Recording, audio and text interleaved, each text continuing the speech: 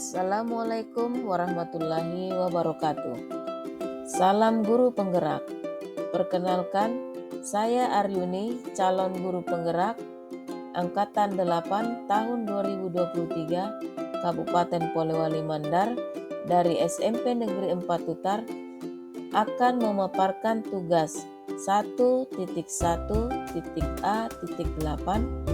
koneksi antar materi tentang kesimpulan refleksi modul 11 pemikiran Ki Hajar Dewantara.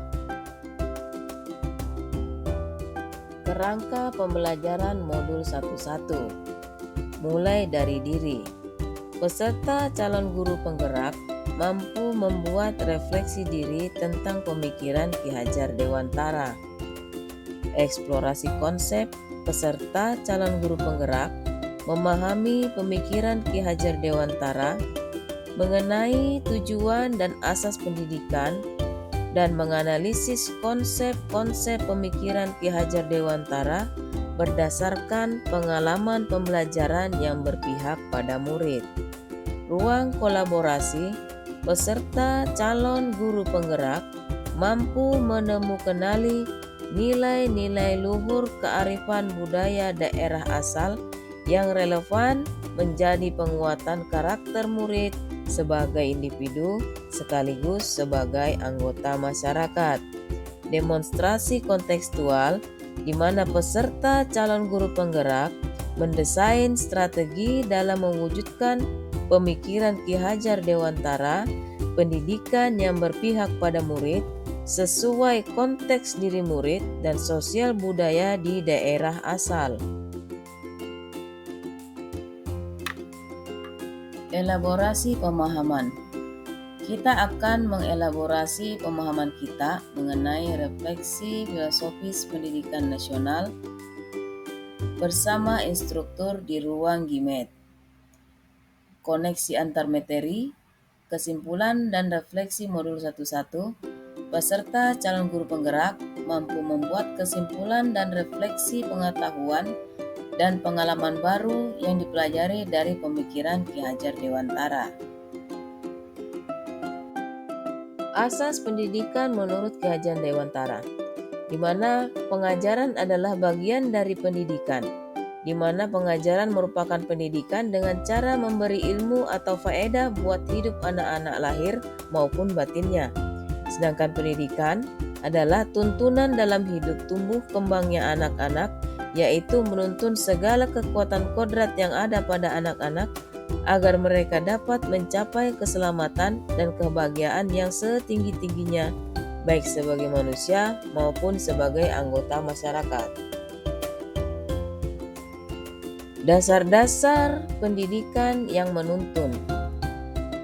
Tujuan pendidikan menuntun segala kodrat yang ada pada anak-anak agar mereka dapat mencapai keselamatan dan kebahagiaan yang setinggi-tingginya, baik sebagai manusia maupun sebagai anggota masyarakat.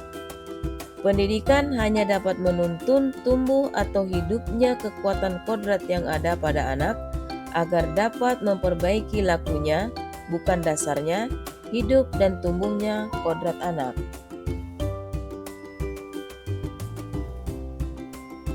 Kodrat alam dan kodrat zaman. Dalam melakukan pembaharuan yang terpadu, hendaknya selalu diingat bahwa segala kepentingan anak-anak didik, baik mengenai hidup diri pribadinya maupun hidup kemasyarakatannya, jangan sampai meninggalkan segala kepentingan yang berhubungan dengan kodrat keadaan, baik pada alam maupun pada zaman.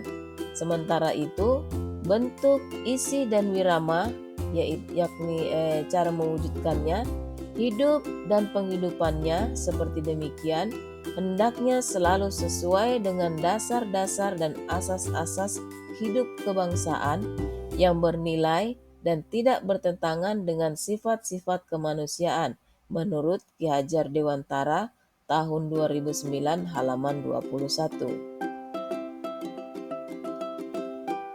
Ada 3 semboyan pendidikan Ki Hajar Dewantara. Yang pertama adalah Ing Ngarso Sungtolodo, di mana seorang pemimpin harus mampu menjadi suri tauladan dan menjadi contoh yang baik bagi yang lain. Yang kedua adalah Ing Madyo Mangunkarso, walaupun berada di tengah kesibukan, harus mampu membangkitkan dan memberikan semangat bagi orang lain.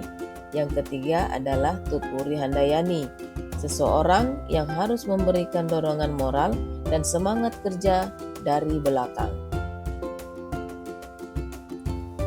Apa yang Anda percaya tentang murid dan pembelajaran di kelas sebelum saya mempelajari modul satu-satu? Yang saya percaya tentang murid dan pembelajaran di kelas sebelum saya mempelajari modul satu-satu. 1. Pembelajaran masih dilakukan oleh guru. 2. Peserta didik diperlakukan dengan cara yang sama. 3. Ketuntasan belajar peserta didik hanya dilihat dari KKM dan aspek kognitifnya saja. 4. Pembelajaran yang lebih banyak dilakukan dengan membaca dan menulis saja.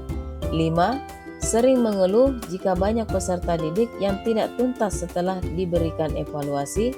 6. Ketuntasan materi lebih penting daripada memahami karakteristik peserta didik. Apa yang berubah dari pemikiran atau perilaku Anda setelah mempelajari modul ini? Yang berubah dari pemikiran dan perilaku saya diantaranya adalah 1. Pembelajaran lebih banyak melibatkan peserta didik.